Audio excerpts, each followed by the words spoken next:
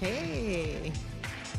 Hey, welcome. It is Cheryl and Dale here. Hey, how you doing? With GMIHub Online. So glad you're able to join us today. You might notice we have a little bit of a different setup. Well, right now we are actually sitting at a piano because we're going to be talking about musical arrangements when leading congregational worship. We have a special guest with us, which we'll introduce shortly.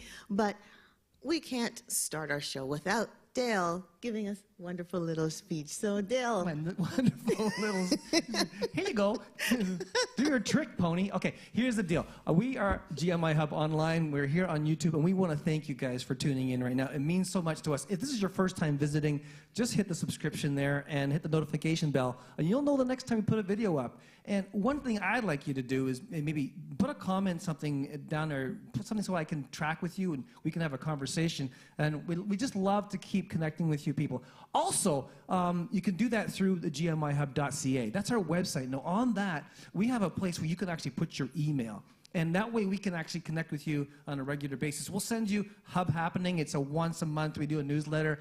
It's not like spam or nothing, but it's just, it tells you what we're up to, what we're doing. And maybe if you're an artist or a producer or you're somebody who's doing an event and you want us to put it into Hub Happening, just let us know. Go into the Hub Happening or go to the email there and just email us. Let us know about what's going on, and we'll put it in our Hub Happening because we want to be here to encourage you. That's right. In what you're doing, because the GMI Hub wants to be that place where people come together, and that's why it's called the Hub, right?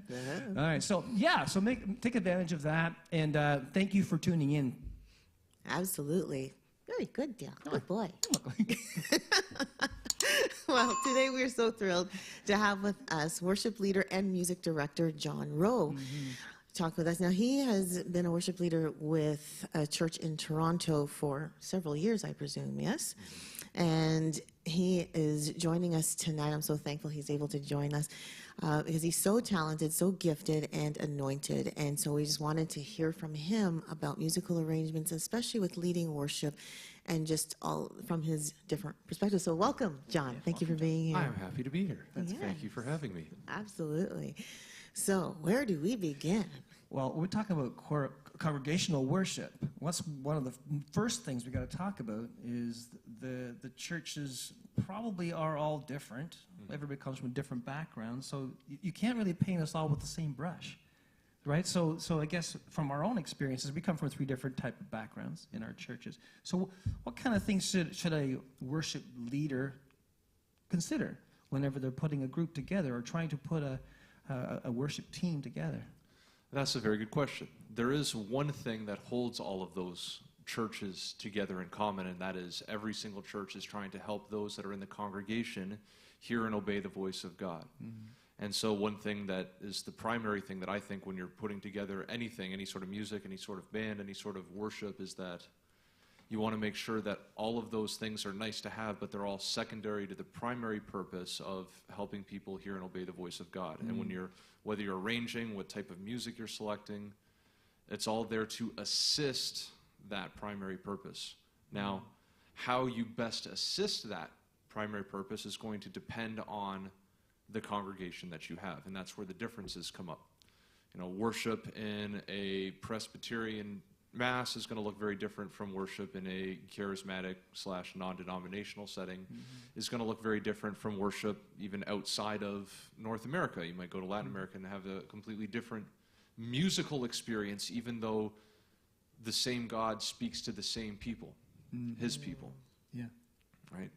It's going to depend on the demographics of your church, age, race, ethnic background, nationality, language, all of that's going to play in. It's also going to depend on the musical experience of your congregation as well. If you have a congregation that has a lot of musicians and singers in it already, or people that are well versed in that, your worship's going to look different than a group that doesn't have that kind of experience. So it sounds like one size does not fit all. God is a very unique God, Yeah. and he's created a bunch of unique people, and depending on the gathering of those unique people, every worship experience, I'm going to go out on a limb, I'm going to say should be unique, and not just one size fits all. So why do a lot of churches do the same music? It's easier.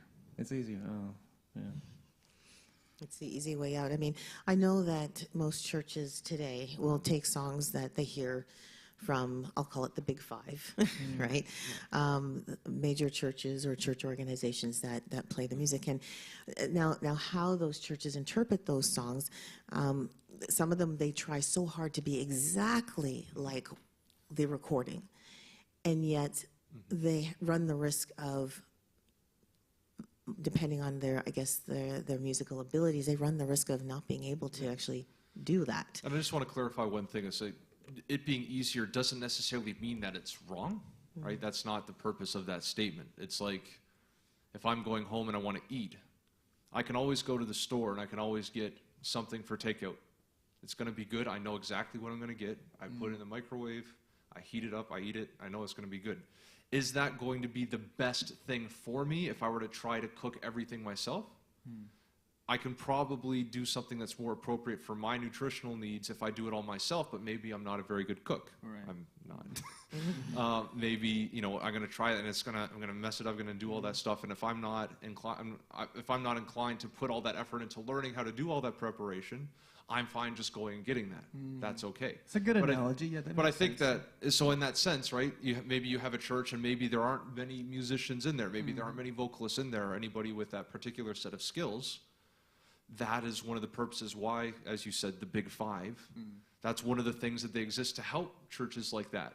But I think what happens is there are other churches that do have those skill sets. And I think sometimes they feel they have to stick with the big five because that's what everybody else is doing. Right. That's what everybody knows, so that when people come, they know what to expect, versus taking either the bigger risk or the bigger job of cooking something up for themselves. Yeah. Now, there are, let's talk about those churches that can take those risks. You know, what are some techniques that you seen or heard or even done yourself when playing any of these songs that are, whether they're the big five, whether it's a hymn? I mean, there's so many renditions, right? But what are some techniques that you have seen overall that have been used to help lead congregations into worship? Okay, so when we talk about techniques, that's a very broad brush. Okay. Is there a way that we can narrow that down to a specific? Are we talking about taking songs that already are out there and then making that more specific to their congregation? Well, what about the song Amazing Grace? We all know that, right? What about that? If you take that simple song that everybody sang, and then you want to make it a little bit unique, or you want to make it a little bit, for those who are good musicians, what can you do with a song like that to help change it or take it to another level? Okay, so why don't we start with just going over the basic melody that we all know, and let's look at a couple of different things that we can do to change it, and then use those as tools that anybody can take, right? So there's 7 different elements of music. We'll get into what they are, but the first and primary one that we're going to be most familiar with is melody. So we have our melody, you know. Amazing grace, how sweet the sound that saved a wretch like me. Not a vocalist. Primarily, I once was lost, We'll help you. but now am found. Was blind, but now I see. Right? And we even start, so this is a good starting point. So I started just singing by myself. And then, okay, I'm going to come in and sing, right? And then you felt the need to add the harmony onto that very subtly, which was nice. I appreciated that. Thank you. Right? The need to, the melody by itself, to us, felt like it wasn't enough to satisfy the musical needs that we had. We had to put something into it to make it more palatable to our own musical senses. It's the difference between somebody, again, using the food analogy, somebody that just likes their food really plain versus somebody that likes their food really spiced up and all sorts of things added to it. Right? Yeah. It's a huge thing in my household. My wife likes the food like, I just want salt, and that's it. Right? and I have to put every other thing onto it, Yeah. right? So what are some of the different spices that we can add to our music? How can we make it more spicy or less spicy, as it were? So that melody by itself, that's the plain, just, that's what it is. That's our dish that call we're it going to be meat and serving. potatoes. Yeah, Okay, okay. that's the meat and potatoes. We haven't added anything to the meat and yeah. potatoes yet, right? So one of the first things that we can do is we can play with dynamics, which is we'll say the second element of music. We can play with the volume. So you go, amazing grace, how sweet the sound that saved a wretch like me. I once was, right? And so we're using the volume to draw attention to certain aspects of the song and take away from it in other aspects. And what we're going to do is we're going to do that in the areas of the song that it's most appropriate to do so, to bring the attention to the parts of the song that need that attention according to whatever the purpose of the worship is at that time. So that would be one example.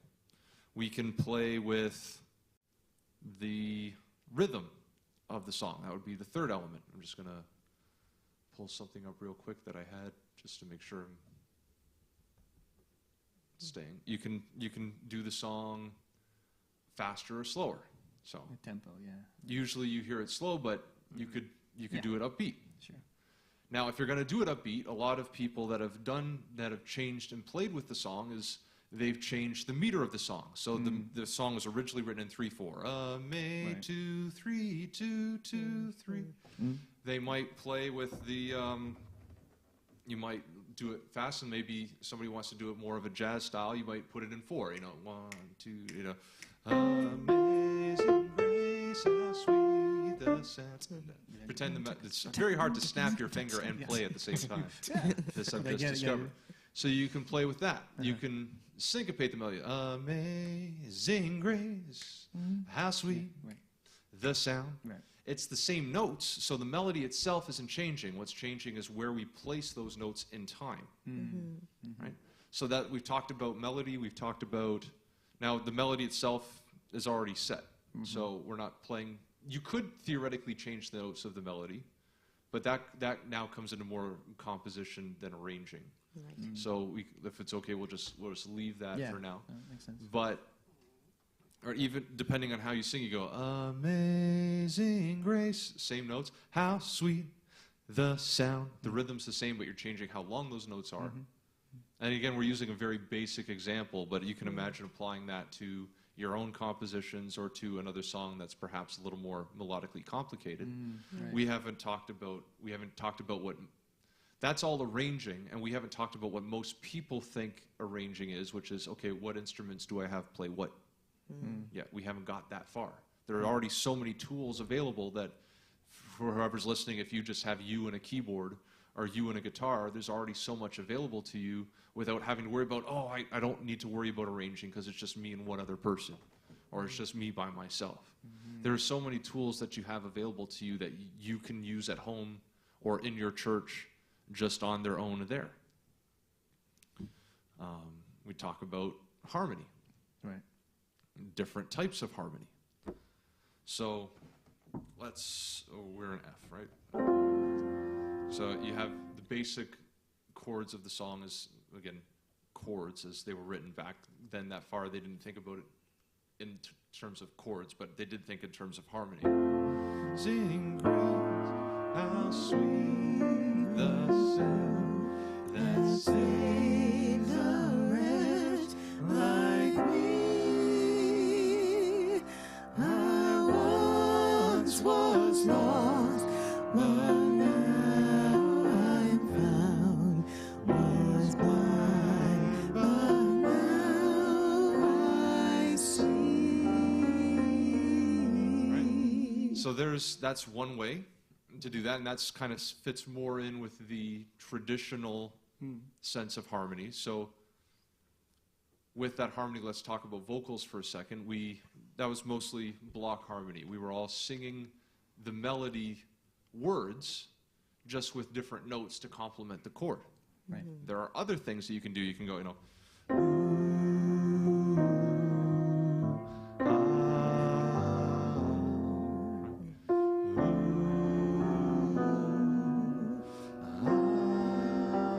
So you can do that, 1 part, 2 parts, 3 parts, Right, more. right. Those, you can take those same notes, but if you were to, let's say, switch the parts you were singing, so we were singing what we call a closed harmony. So I had my note, and then somebody was doing the note nice and close, and someone was doing the note nice and close to that. But we could blow that up, and somebody could sing maybe below me, and somebody could sing way above, and it creates a different texture. True. Like an octave Change Well, a an baritone, octave, but let's say I've got let's illustrate. Let's take a C chord, right? So I've got my C chord, right? Da da da. I can blow that up. Da, da, da. left hand. Right? As opposed to, Yeah. Right. different spice. Mm-hmm. Again, you can. Is nice. Spice is nice. If you like spice, if you don't Yes. like spice, maybe it's not nice to you, but that's okay because you get to arrange it the way you want. Yeah. Yeah. You can take the same chords and just change the root note and create a different feel. So let's say I'm just going like, I'm just going to go back and forth. Change the root.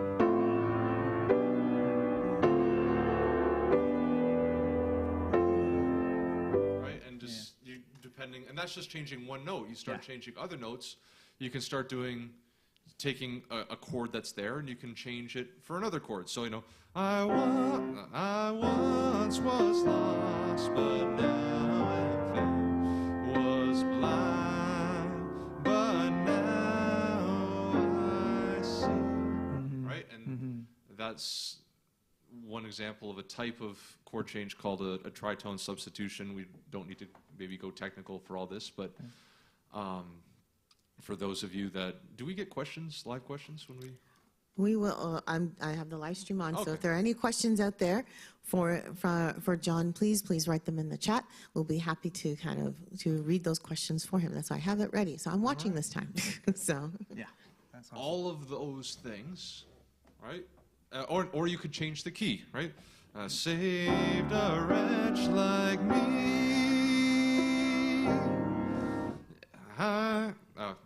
Oh, that was crash and burn. Sometimes it doesn't work, and that's okay, because if you're just toying around with stuff at home, you're not going to...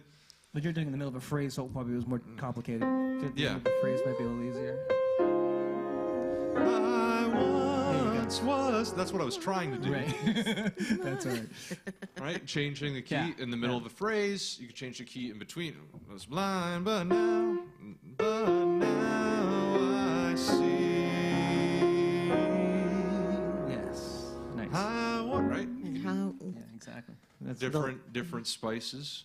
And all of that is anything you can do just with one instrument, one voice. If it's a keyboard, you can play around with it on your own, or a guitar. If let's say you're a woodwind instrument or a brass instrument, you want to play around, I'll limit myself to one note,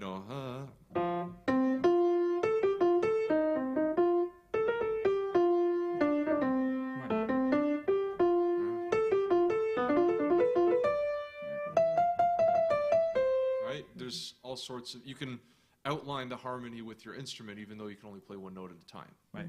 Yeah. Yeah. All that before we've gotten to the band. Once you get to the band, now your options explode. Wow. And you've all got different things. But for somebody just toying around at home, unless you live with your bandmates, right? Maybe you're married to one. Maybe your kids are one, or your parents, right? But most people don't have that luxury, so when they're at home, they're going to be sitting with their keyboard or their guitar or their voice and just experimenting with stuff on their own. All of that are tools that are available to you. Wow. Yeah. That is so cool. It's things that we hear, but we've never really, at least I know, I haven't really taken note of that, but it is so true. And it's, for people who may be going into or venturing into a worship leading position, maybe at their church, or, even if it's a small group situation and they feel a little bit intimidated, what am I going to do? I mean, these are the tools that are available that you've probably heard from before. You've probably heard, but now be empowered to actually use those tools to lead, whether it's a small group or whether it's a full congregation, regardless of number of people, use those tools to help lead. Yeah, and also from what I'm hearing, John, you're talking about something that you have options right from the get-go without a band. So when you add those elements, there's so many more things to consider. But you have that, like you talked about those different types and ways you can present yourself as just one instrument and one vocalist. And there's a variety of opportunities there to do so many diverse things. Yeah. So it doesn't have to be straight up, you know, if you're able to think outside the box. Yeah. Another one that you have available to you is playing around with the form of the song. Some people, they listen to the song and the song goes verse, chorus, bridge, chorus, end. And then they think, okay, this is a great song. And then they get locked into, oh, I've got to do verse, chorus, bridge, chorus, end. And that's the way it is, and it's never going to change. You can toy around. You maybe start the song on the chorus, change around the form of the song. You can repeat stuff inside the song. So, you know, it might go, I once was lost, but now am found. I once was lost, but now am found. Right. There's a little, that's a melodic change for variety. That's another thing you can do with arranging that just came out. Sometimes you just play around and stuff comes out, and it's great sometimes. So messing around with the arrangement is kind of what you're talking. That adds a whole bunch of stuff with creativity on the artist's part as well. That can take a song, even a song you've heard 100 million times. You hear, oh, I like the new angle. I like the way you did, you know. So it's a little fresh. Yeah. Adding freshness, I like it. Fresh. God's a fresh God. God does new stuff all the time. So what about? You talked about instruments, and we're kind of camp on this band idea. So, what about the individual instruments? I know that there's a rhythm section usually. I say usually, maybe more in certain types of churches they will have the band with a keyboardist, and I'm not sure if that means electric keyboards or a piano, but they have a keyboardist, they have their bass guitar, they have drums, they may have a guitar, whether it's rhythm or lead or something like that. So there's your basic band. If we go piece by piece, what are some things that would you think that that these individual parts of the band can apply? So, for example, I'll start with the bass guitar. Yeah. So, what are some things a bass guitar can do to help? Okay, so we're talking about the different instruments, and that's a very good question within the typical context. For most churches, in terms of, I want to say order of importance because then people get offended, but in terms of things that primarily people look for first is, okay, if I just had a drummer, but I didn't have a rhythm instrument, like a tonal rhythm instrument, it might be difficult to follow along with the melody, the harmony of the song, or the form of the song if it's just the drums. So usually we're not going to look for the drums first, but the drum's going to take place very soon after that. Usually you're looking either for a guitar or a keyboard. Those would be the lead.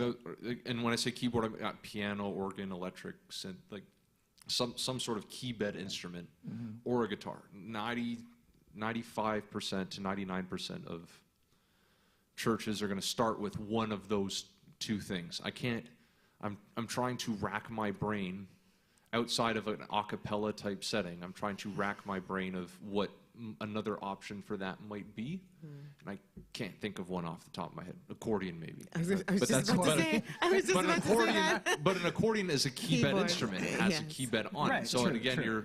you're looking at harmonica. I don't know. A harp. A harp. There you go. A harp. Somebody can sing and play a harp. Right. Stranger things have happened. Yeah. So you've got that. Then you've got, okay, if I have the guitar, or I've got that, then the next thing, okay, I've got my melody and harmony type things taken care of. Now I need something to help me drive the rhythm. So the next thing I'm going to be looking for is the drums. Because or percussion, yeah, the exactly. drums, yeah. percussion, yeah. cajon, djembe, Right. tabla, take your favorite pick. Maraca. Okay, sorry. Yeah, that's a percussion. Congos, Again, what's available. You use what you have, right? Yeah. if you want, right? So and that's the great thing about arranging. If your recipe calls for Montreal steak spice and you look in the cupboard and you don't have any Montreal steak spice, you find something else that works kind of to fill the same role.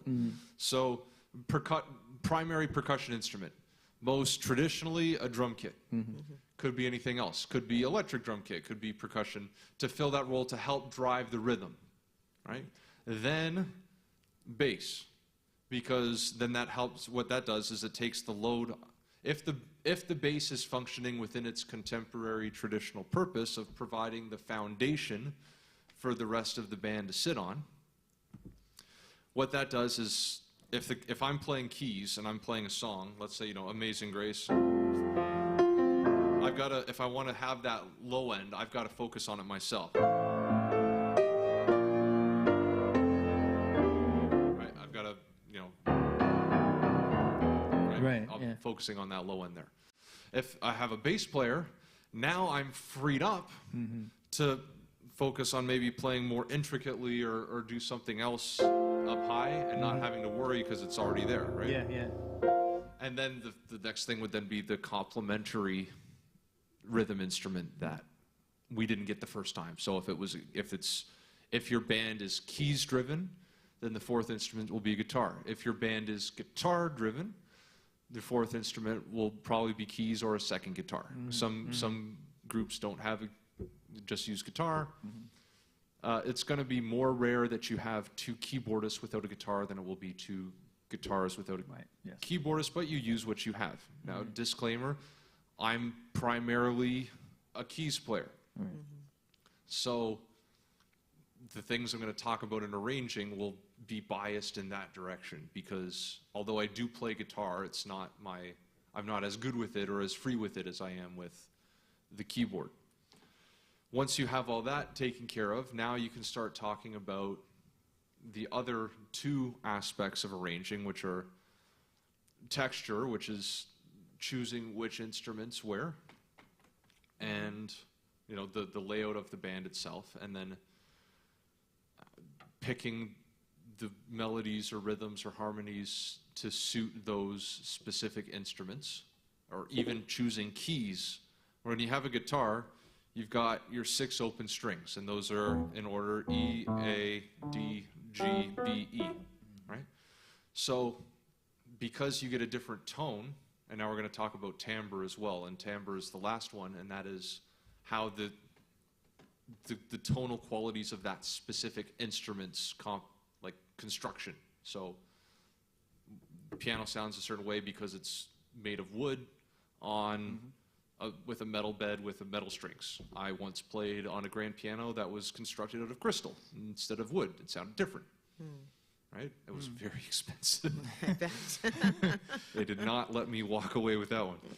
But Like to see you try. I have been going to the gym, but I'm not there yet. That's at least a 3 or 4 man job, and if people are looking, it's a 10-man job. Wow. Anyway, back to where we were.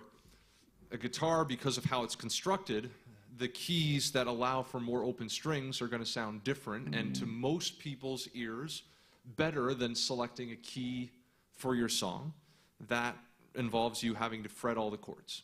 So a guitarist would much rather play in the key of E than in the key of F. Usually, don't write me, oh, I love F. It's like, yes, we understand, it's okay, right? We will help you. But right, it's gonna sound different, right? Yeah.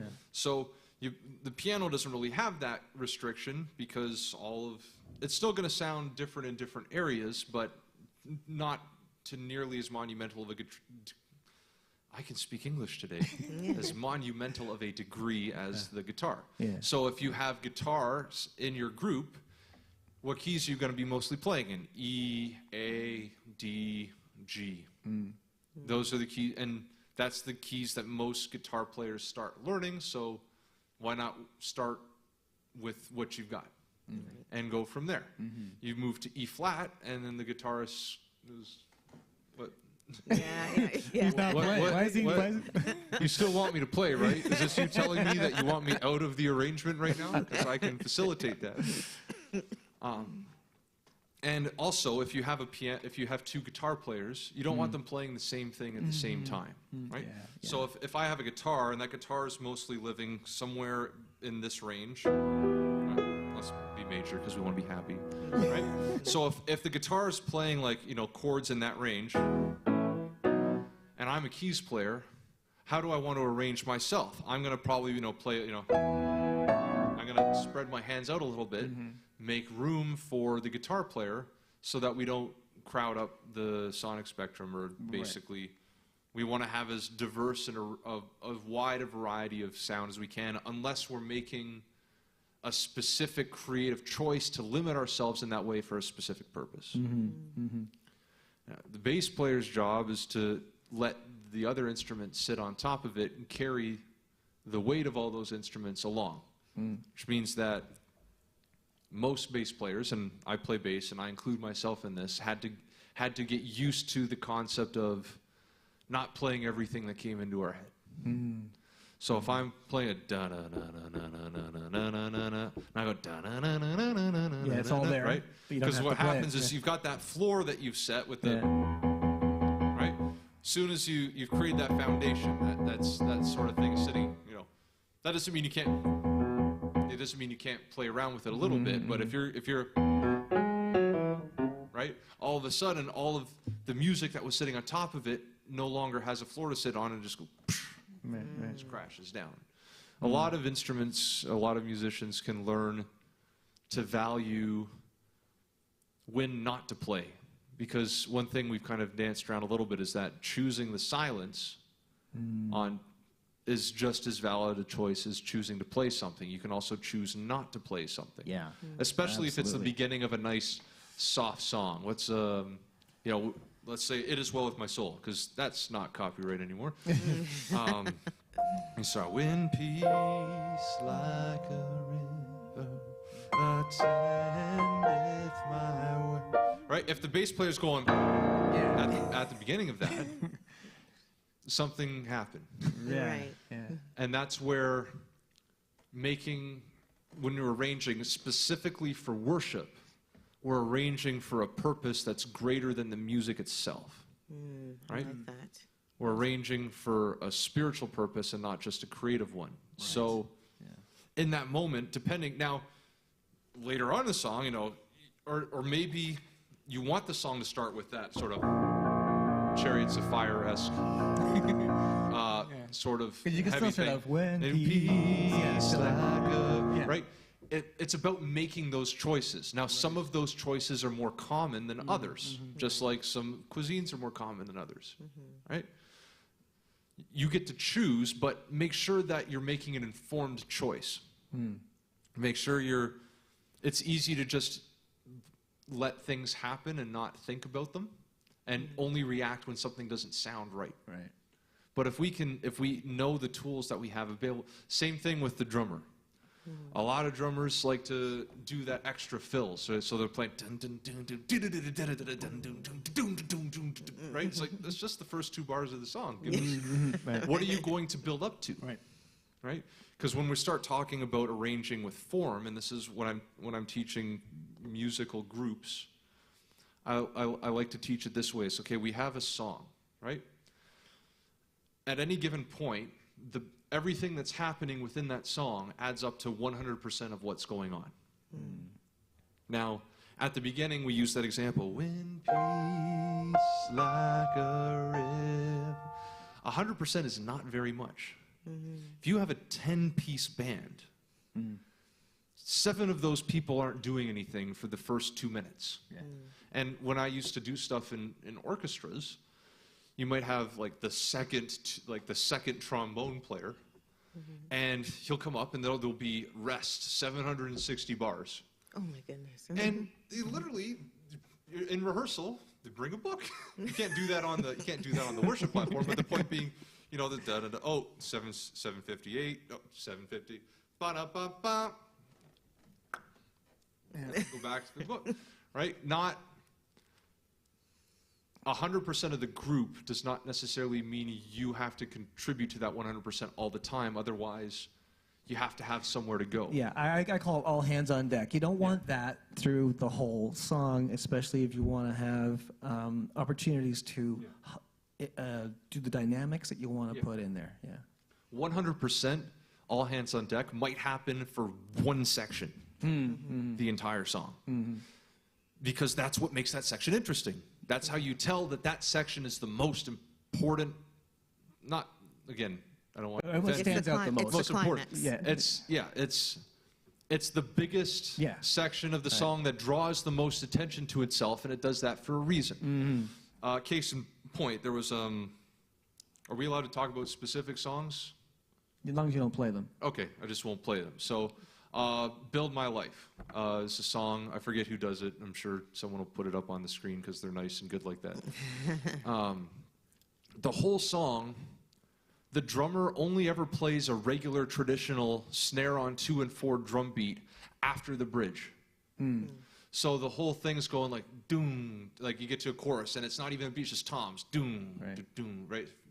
Second time through the chorus, it's doom, doom, and snare on 4. Doom, doom. That's the technical term. Doom, right? But there's a build there. You start building, but there's a little bit of variety there. You've added something.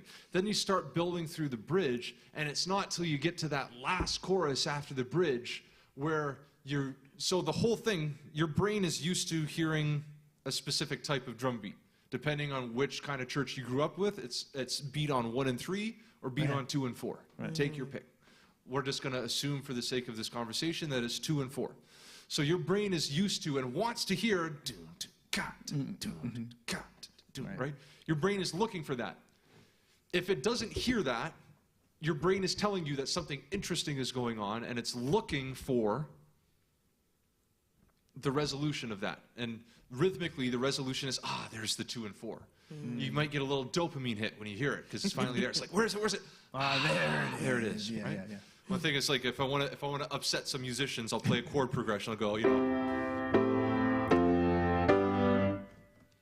and then they stop. I'll stop.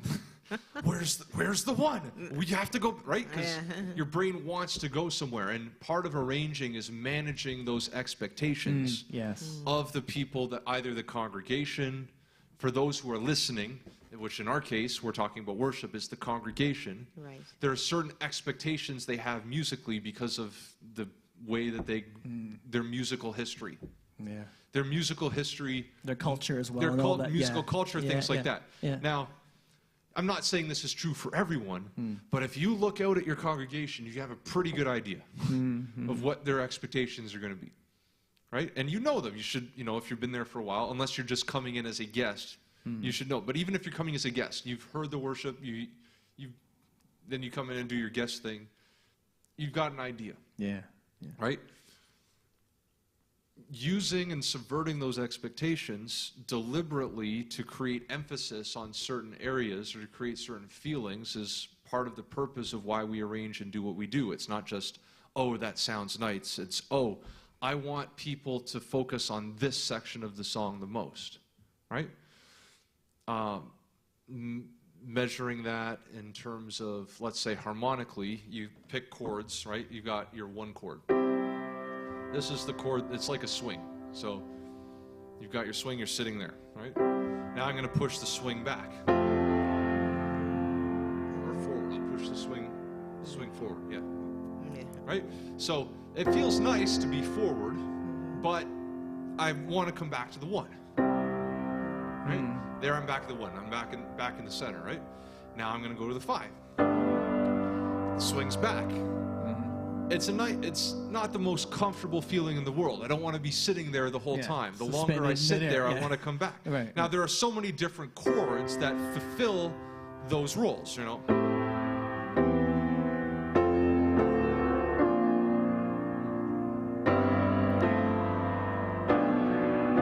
And you can change that up depending, but there's different... That would be one dimension, let's say melodically, chords is one dimension of expectations. Right. Rhythmically, with the drum beat, there's another dimension of expectations, right? Now, if I'm arranging for worship and maybe there's a section of the song that lyrically is pulling away and then coming back. I'm trying to think of a specific example off the top of my head. There's no hymns really with a pre. I'm trying to think of a hymn that might have a pre-chorus. I can't think of a hymn with a pre-chorus. If not, that's okay. Some. Let's do. Let's take the. You ever had that moment where it's like you were just talking about something and it was really went, important, Yeah. It's on and then vacation that right thought leaves your brain. Yeah, yeah. When peace like a river attendeth my way, when sorrow, all right, sorrows on a minor chord, right? Yes. Don't want to have sorrows, Yes. so sad and lonely, On a right? happy note. Right? Because for better or for worse, in Western music, major, happy, minor, Sad. less happy. I like sad. Right? Sad, Sad's good. right? With sorrows like sea billows rolling on, so that 5, I have to roll to somewhere. Whatever my lot thou hast taught me to say, right? It is well. Back to 1. Major, yeah. It is well. Again, and now that's not the note I wanted to play, but it's interesting because now it's the same 1 chord, but because I've introduced that 5 backswing on the low end, it started to push that momentum to come back to 1. With, I'm in F, B flat. With my soul, interesting chord. Right? Announce the chord as you're playing it. 3, 7, 8. Yeah. So. Yeah. That's arranging for the we want to match the lyrics as well. So that's why Happy Birthday to You is the most messed up song in the world, because the melody does the opposite of what the lyrics say. It's like, happy birthday to you, happy birthday to you, happy birthday. And then the name is like, dear. Whatever. Right? Yeah. Well, okay. On that note, I just wanted to maybe talk about next week for a second. What's happening on the GMIHub, if we could. Yeah, absolutely. It's actually going to be really, really exciting. Next week, we are doing an artist showcase and concert again. It's the first one for 2023. It's going to feature several artists. We don't have all the artists on there, but yes, we have Gospel Jungle, we have Tootsie Williams, we have the journalist who we've had on our program as a panelist talking about spontaneous lyric writing, and he's actually going to be doing his rap. He's a rapper. He's going to be there, and our headliner is The Eighth Line, which is a new rock band that has come out of Barrie, and headlined by, or the lead singer is actually Scott Jackson, who some may know as the founder of Life 100, which is a radio station. 100.3, yeah. 100.3. Yeah. Also, he was an artist manager, and he decided to, fulfill one of his bucket lists and make a whole new band. So, so we have the fun, and he is actually a fun guy to watch. Like he loves his music. He just loves to have fun here on the stage. So we're just so happy that we're going to have him here next Monday. So if you are in the Mississauga area, or you're within driving distance of the Mississauga area, and you want to come down and see Scott, and I mentioned Michael Manhurst. Did I mention him before? Michael Manhurst right here from Toronto is going to be here as well. So if you want to see Scott, Michael, Andrew, Tootsie, and Gospel Jungle here live, then you need to buy your ticket here. It's $10, and literally, we only charge just because we want to just bless these artists as well, and we need your help to do that. So let me tell you where it is. It's at 3434 Cothra Road in Mississauga, and if you're in the Mississauga area, you can get to here. You got to come to this is going to be amazing. It is. It'll be an experience. I think the feedback we got actually from our October 31st concert was, what an experience. It was not at all what we were expecting. But when you come into this atmosphere, it ends up being an atmosphere set up for praise, set up for worship, set up for fun, set up for having fun in the presence of God. And if you're here, it makes it better. That's right. It really does. The more people we get, the more amazing it is. Yes. So if you're able, come down, come in person. It'll be an experience that'll be unforgettable. Now, some of it we will be streaming online because we know there are other provinces that are watching that they're not quite driving distance, right? Yes, yeah. So of course you can try and watch. So the showcase will be on our live stream, and then the concert will be not. But we're going to show as much as we can. That's right. It's going to be fun. So we're excited. So I know Scott's excited. He's been posting some stuff about it. So check the social media. Yes, exactly. The 8th line. Check it out for yourself. So we look forward to having him here. And Dale mentioned about having hub happenings. I mean, there's some things that we are, GMI Hub is trying to do to help artists. We do these conversations so to help educate you and empower you and give you some things to think about to help you move forward in the giftings that you have been given and in the calling that has been placed on your life. And so that's one of the reasons why we do this. The Artist Showcase allows an opportunity for people who have the talent to share their music. Now, there are people that have already, recorded, produced, and publicized their music, and they're learning about GMI Hub. We want to help promote your music as well. So one of the things that we are starting to do is playlists. So if you have music that's, right now we'll say Spotify because that's one we're working on. Yeah. Spotify, or if you have music videos on YouTube, do us a favor and send an email to playlist@gmihub.ca and give us the links to those songs. Give us the links to whether it's on a YouTube or whether it's on Spotify. And here's the reason why. We want to add it to the playlist, and then we want to promote the playlist, which we know in turn will give your song more listens because we're reaching an audience that maybe you're not reaching, and we want to help expand that audience. So if you have a song, send it to us. Send it to playlist@gmihub.ca. Now, here's the caveat, though. We need you to be on our list. Yeah, we need you to sign up. So go on to the gmihub.ca and get your email in there to us, and that'll automatically have you as one of our members. And we'll be able to partner with you in the ministry that God's given you. Absolutely. So that's one little endeavor. There's other endeavors that we're working towards, and we'll announce them as they go forward. But definitely, check us out, gmihub.ca, and also if you're here on YouTube, as you already saw, just like, subscribe. I hope you're enjoying this particular episode. We're having a lot of fun here, but that's because great conversation. And then we got our social media stuff as well. So just follow us there. It's usually at GMI Hub, except for Instagram. Twitter is, what is it? At Industry Gospel. At Industry Gospel. So those are things you can check out, and we'd love for you to be a part of that too. Yeah. Okay, let's get John back in. Yeah, John, where are you? I'm right here. You haven't gone anywhere. That was all excellent. Okay, so we talked about, I like the analogy about the spicings.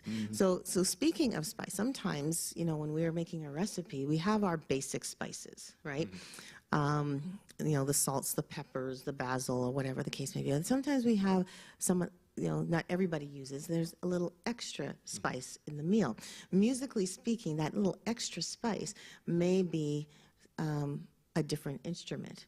So, for example, a trumpet, or a saxophone, or a flute, or a violin, or just something that's not normally part of the regular, I'll say the regular rhythm section of a band. Yeah. What are some thoughts, knowing that I know you're a saxophone player as well.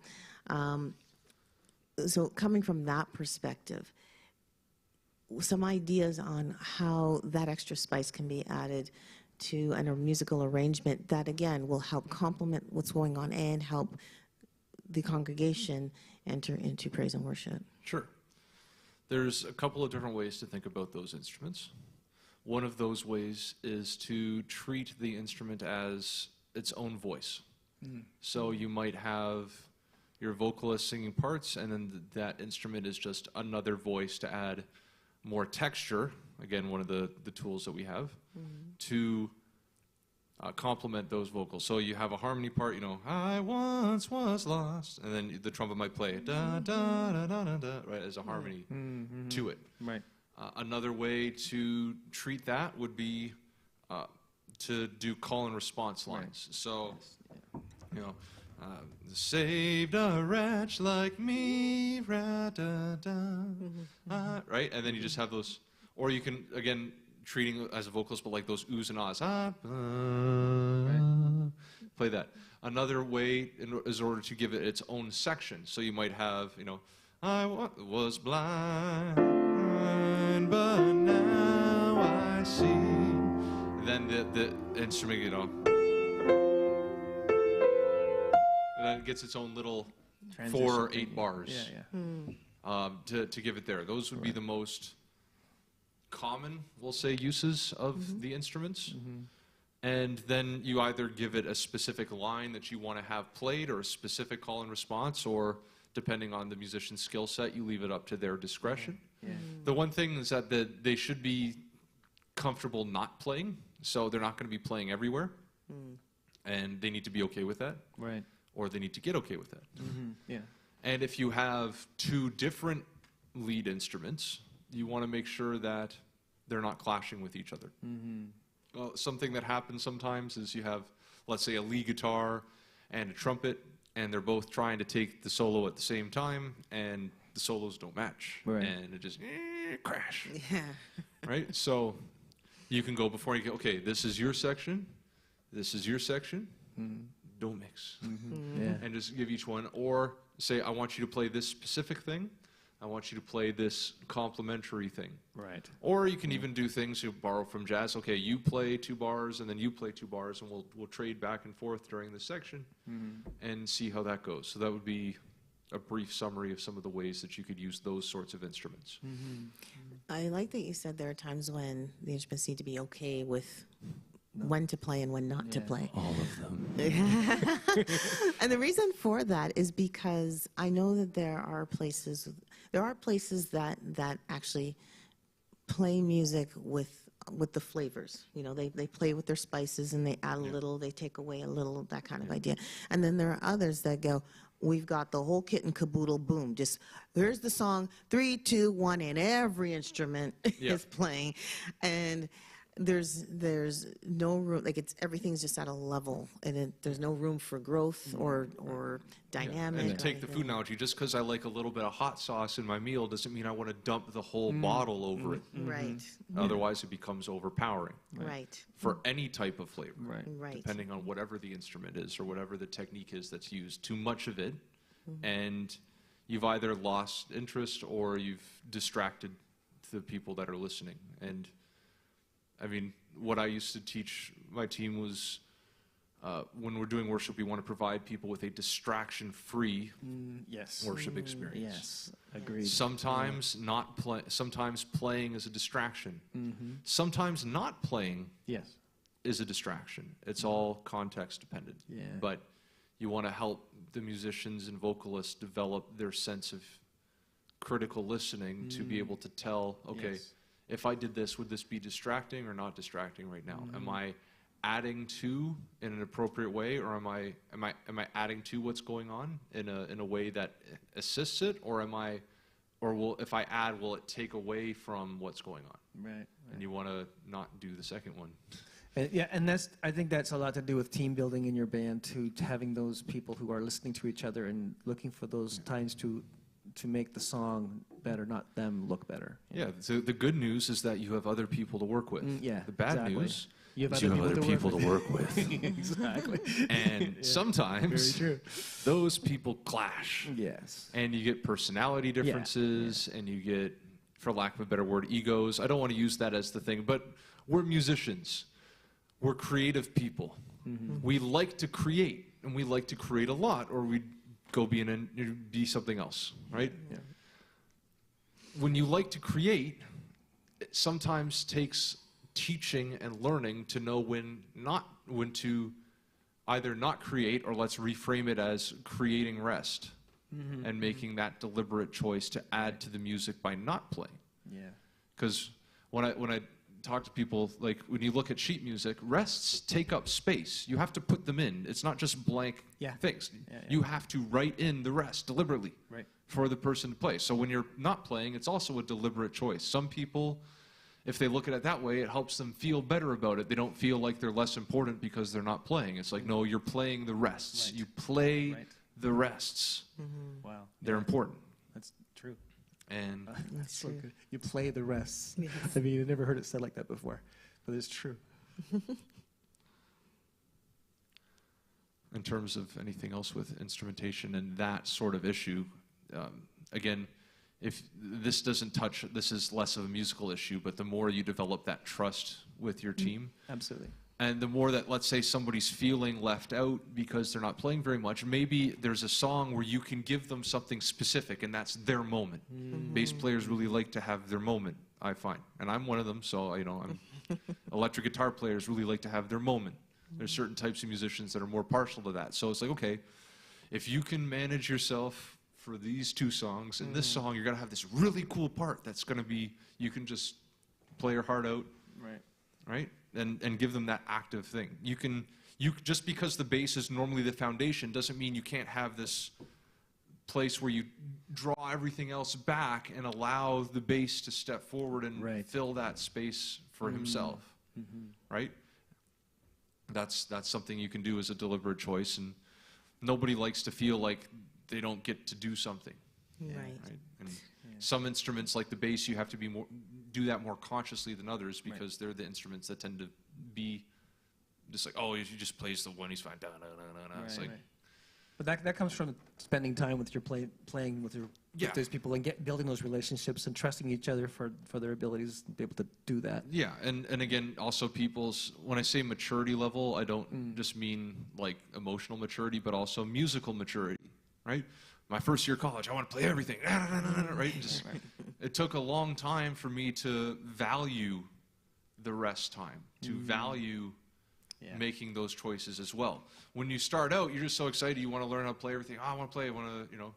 See, I have a jazz background. You could tell the difference between a professional, let's say you have an open mic night, somebody's gone up playing for 10 years, is different than the second-year college student, because the second-year college student gets up and he just wants to play every single note, right? And just run.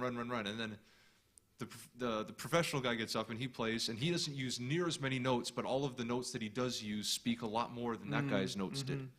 There are some musicians that they can speak more with 5 notes than others can with 100. What are you? Your instrument is its own voice. It speaks. It might not use words, but it says something. So when you're playing, what are you saying? And let's say that the vocalist is singing, right? Should I be talking over the vocalist and his words? Probably not.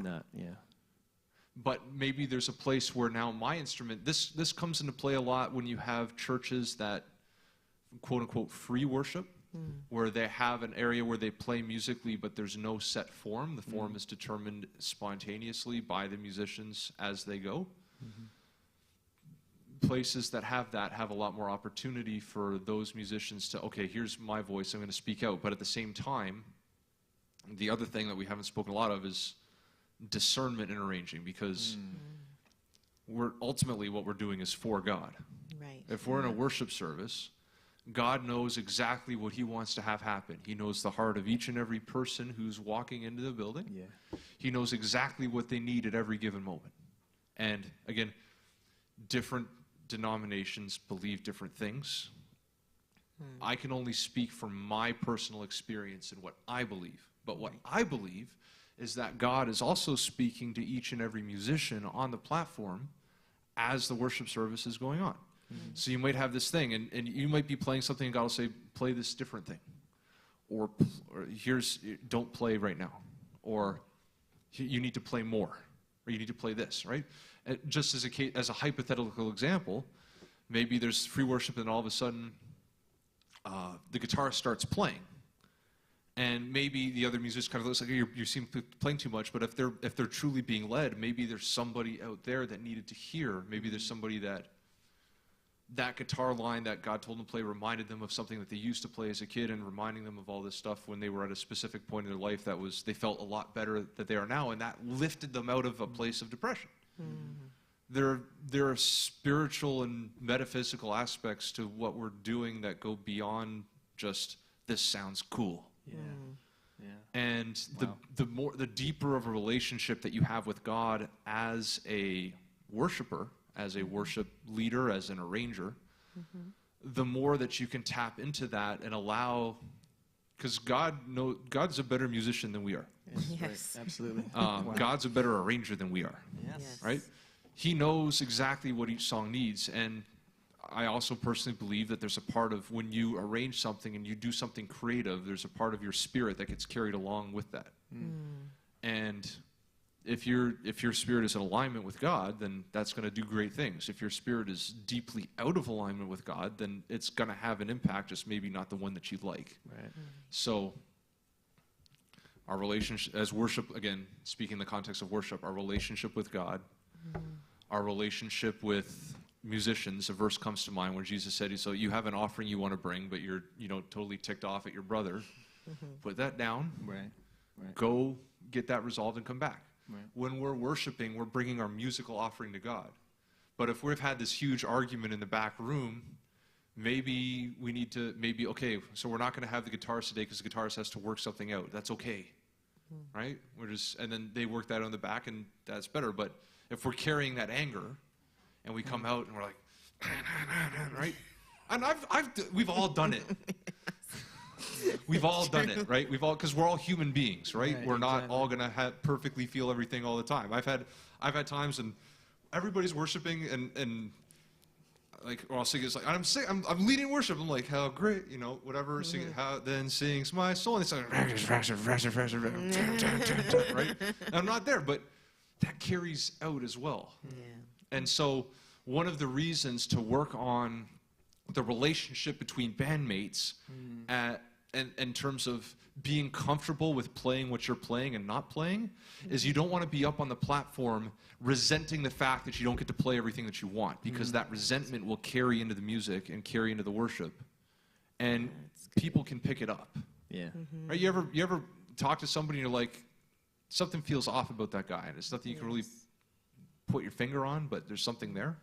Those kinds of things people pick up on. And if we're talking about worship as leaders, we're responsible for making sure that we didn't poison the food, Yes. for lack of Yeah. a better word, intentionally or unintentionally. I've Wow. no idea where that all came from. Somebody maybe needed to hear it, but Yeah. I that's... think actually that's a good way to close this conversation. That is, I was just like, I was thinking, wow. because I would like to emphasize that. I think that cooperation in a worship band and leadership, putting themselves behind, less of us, more of him. That mindset needs to be adopted. And Absolutely. I'll just add one point onto that. It's like when we're worshiping, we're playing for God. Yeah. God is free to tell us what he wants to hear. I've had services where I've been playing and God says, stop playing. And I kind of lighten up. Like, I was like, so maybe I'm playing, stop playing. So I'm just like, no, stop. All right. Yeah. And then in the stopping, God moved.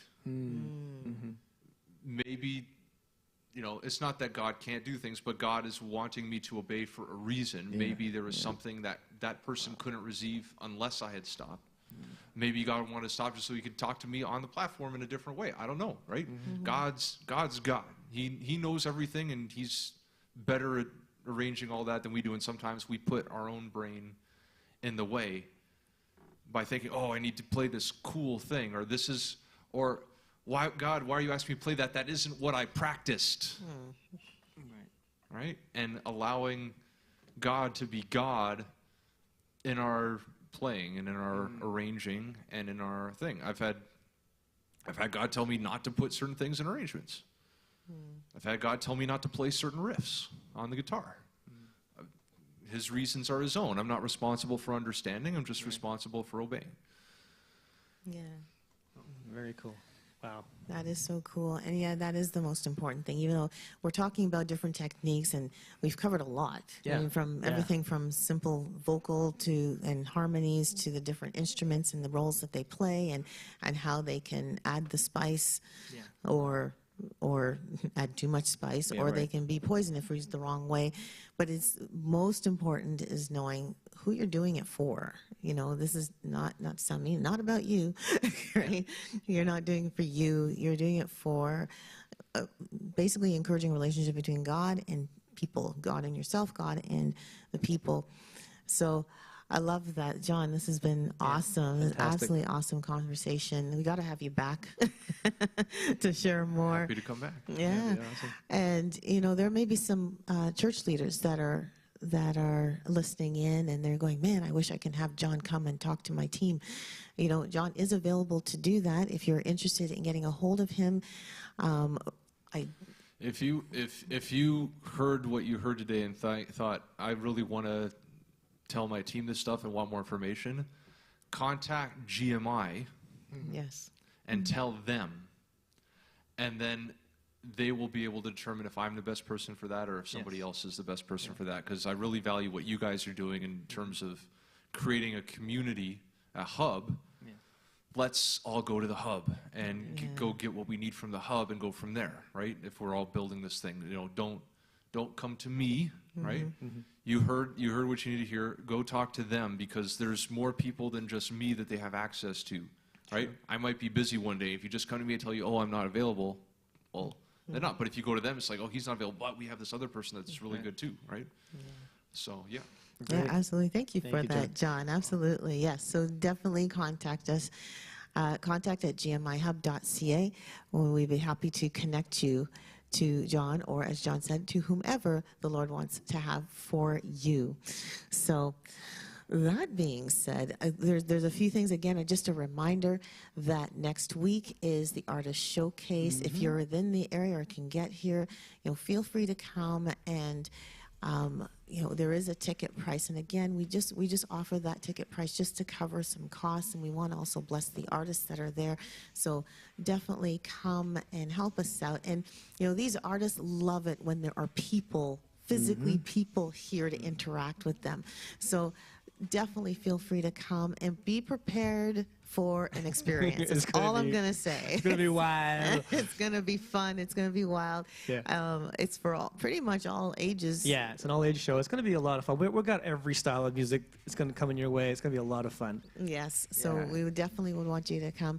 And of course, if you enjoyed watching, I mean, I thank you so much. I was just looking at our chat here. We've had Anne Marie join us and James from, I think he's from the U.S. He's from Nashville, Tennessee. Nashville? So There's a music city. There's a music Yeah, city. So yeehaw. welcome. And thank you so much for watching us. Those are just two of our viewers, but thank you so much for tuning in and watching. You know, we do this for people like you that are watching us. So thank you so much.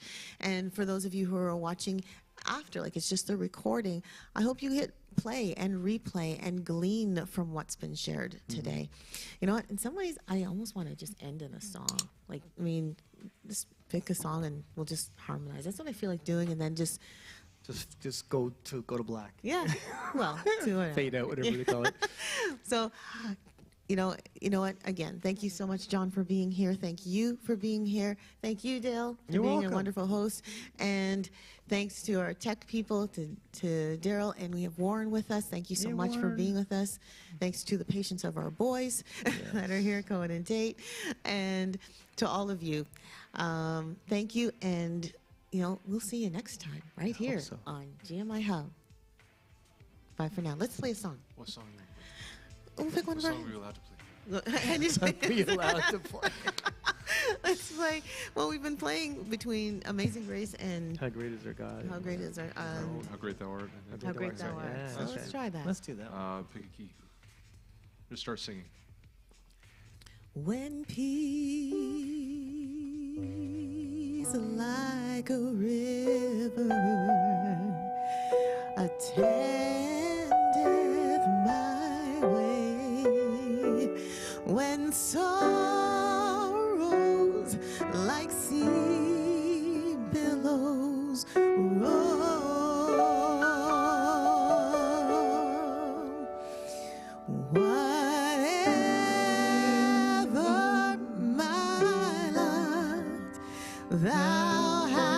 Talk.